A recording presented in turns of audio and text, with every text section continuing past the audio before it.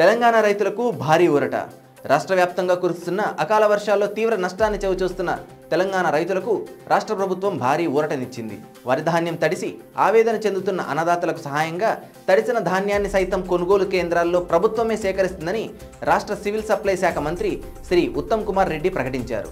గత కొన్ని రోజులుగా సంగారెడ్డి, మెదక్, నిజామాబాద్, ఖమ్మం, మహబూబాబాద్, నల్గొండ తదితర జిల్లాల్లో వర్షాలు విస్తృతంగా కురుస్తున్నాయి. వడగండ్ల వర్షాల వల్ల పంటలు నేలకొరిగాయి. ధాన్యం కోతకు వచ్చిన పంటలు చేల్లో తడిసిపోవడంతో పాటు ఇప్పటికే కోత పూర్తయిన ధాన్యాన్ని కొనుగోలు కేంద్రాల్లో ఆరబోసిన రైతులు తీవ్రంగా నష్టపోయారు. టార్పాలిన్లు లేకపోవడం, ధాన్యం నిల్వలను వెంటనే తరలించకపోవడం వల్ల ధాన్యం పూర్తిగా తడిసిపోయిందని రైతులు వాపోతున్నారు. ఇకపోతే రైతు సంఘాలు మాత్రం తడిసిన ధాన్యాన్ని కొనుగోలు చేయడమే కాకుండా నష్టపోయిన ధాన్యానికి ప్రత్యేక పరిహారం కూడా ఇవ్వాలని డిమాండ్ చేస్తున్నాయి. మరి మీరేమనుకుంటున్నారు? కేవలం తడిసిన ధాన్యం కొనుగోలు చేయడం సరిపోతుందా, లేదా వానలు పడగానే రైతులు పరిగెత్తాల్సిన అవసరం లేకుండా ప్రభుత్వం చర్యలు తీసుకోవాలా? కామెంట్స్లో చెప్పండి.